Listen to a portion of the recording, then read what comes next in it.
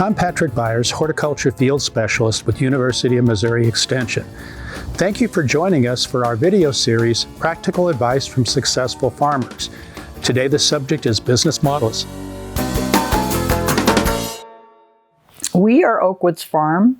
We're a 62-acre diversified farm. We grow vegetables from A to Z and Boer goats for meat and beef cattle as well. We have a half-acre under vegetable production in our gardens. A quarter-acre of that is in high tunnels. So half of what we do is in high tunnels. We've been gardening full-time since 2013. We market at two farmers markets, Webb City Farmers Market and Joplin Empire Market. We also direct market here from our farm store, online. We work with two restaurants, a school district now. That's actually been a very good experience. It's been a very good experience. I encourage everyone to try to take advantage of the farm to school program now. So online, two restaurants, a farm stand, and two farmers markets is how we market our product. Talking about your school program, I'm always interested with that. Have you had a good response from the kids? I'm always interested with their response to fresh produce. The response from the kids has been wonderful and unexpected. Yeah. When we started with the school district, we started it at a minimum. I would say, well, it was good volume for us. But then the staff and the kiddos liked it so much that they doubled their order. And so that really cleaned us out of lettuce for the remainder of the winter, and we're restocking that now in the high tunnels. So very encouraging. And to me, it's fresh, it's local, it tastes better, it's crunchy, and just delicious. And kids know. That is great. I'm so excited that they liked it and that it was a positive experience for them. I'm interested also, how was it economically for you? Because I know sometimes when you sell to restaurants and institutions like that, it's typically a wholesale program. Was that your experience? That was not my experience. So part of our business model is that, and this includes the restaurants, if we can sell it at our full retail price and move it at our full retail price, and that's what they're going to pay for it. And the restaurants that we work with, they understand that. They know we're a small farm, and so they pay what we ask. And then the school district did as well. So we're getting our full retail price. So that's what you would pay at the farmer's market or in our online store or at our farm stand. The school pays that same price. I think that's an excellent point to make, that you are a farm, but you're a business, and you're here to make a profit. So thank you for pointing that out. There are lots of opportunities to market your product and market our product. And I forgot to mention that we do a small natural food store too in Carthage. But you have to make sure that those are going to be profitable for you. The farmer's market by far, with packing up everything, taking it to market, having people there to help us sell the product, it's a big chunk of expense actually to go to market, but that's where we move the majority of our product. So that's been very profitable. Just make sure that it's profitable for you and that you're not giving your product away just to get it into that grocery store or just to sell it online, and try to stay consistent. And I think that's really helped us. We're very consistent across all of our marketing channels, all of our sales channels.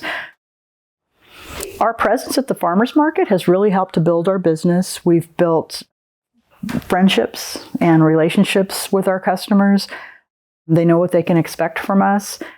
So at word of mouth has just been tremendous. And then talking to the customers and trying to find out what's the most convenient method for them to get our produce onto their table. And in some cases, it's, I can't come to the farmer's market. Can we pre-order and then pick it up here or there? Or just trying to figure out where is your customer? What's convenient for them? And that word of mouth is priceless. You did mention that you have a website. How are you funneling people to your website? Social media. At our farm stand, we have a sign up for our newsletter. And people are interested. They want to know what's going on the farm, even though we do this every day. And it's work, but work that we love. It's really interesting to people what's going on out here, what's growing, what we're seeding, what we're doing. So that has helped. The newsletter drive more. Do you do any value-added sales or anything like that? Farmers market. I will tell you, we did venture into value-added, and so we'll dehydrate our ginger. We'll make chili seasoning mixes with all of our chilies. We take cabbage actually, and once a year in October we make bierox. We rent the kitchen at Oak Street Natural Market and make bierox, and that goes over really well for winter sales. But we've actually pulled back from value added. There is profit to be had there. Our farm is very small. At this point, we're a 3-person farm, so we really have to make the choice of what we want to do and make sure that we don't spread ourselves too thin. So we kind of cut the value added out, and we're focusing more on vegetable production. That's good to know. Having your priorities. Do you have a time or a season? I'm sure you have an off season, not necessarily an off season, but maybe a slower point. Do you have any goal planning point of your season that you sit down with your team on your farm, that you do any goal planning or kind of how you foresee the year? Yes, that's usually in January. Mm-hmm. After all of the books have come in and we're closing 2023, the past year. How did we do? And what do we want to do in the coming year? And how are we going to get there? Mm-hmm. And we just actually finished that process. Mm-hmm. Yeah. And coming back to the value added, it helps to clarify where you're really making money, what you really want to do. And it just sets you up for not trying to do absolutely everything. Yeah, it helps make some of those decisions for you. Yes. Yes. That's what I have found. Data. Yeah, data helps. Yes, for sure. Would you share with us, Karen, your top tips for maybe a new producer that's wanting to get into lettuce production? For a new producer that's wanting to get into lettuce production, 4 seasons, I would really spend some time with somebody that is doing that successfully. There are local farms around that just might let you work there or tag along, maybe a tour. There's also lots of training. There's this video series. So there's lots of training at Extension. So I would definitely see if you can work somewhere, get some experience under your belt, and then get as much training as you can. Learn from everybody else's mistakes before you spend money and have to make those mistakes yourself. Number 2, cooler. You really need a cooler. Getting set up with a CoolBot it's fairly inexpensive, but you definitely, if you want to take high quality, fresh produce with a long shelf life that delights your customer, then you definitely need a cooler and a workspace to go with that. The third thing, make sure you understand what your financials are. What is your goal with this? Anybody that knows me knows that I like to run the numbers and know if something is profitable or not. But, understand that.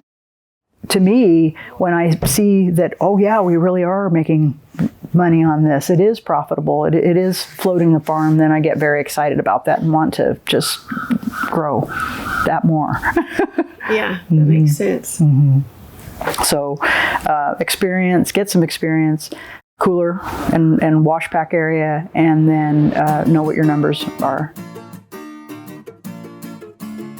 For more information on business models and other parts of this project, Practical Advice from Successful Farmers, check out the website at webcityfarmersmarket.com. This project is made possible with generous support from the Missouri Department of Agriculture Specialty Crop Block Grant Program and is a joint project of University of Missouri Extension, Lincoln University Cooperative Extension, and the Web City Farmers Market.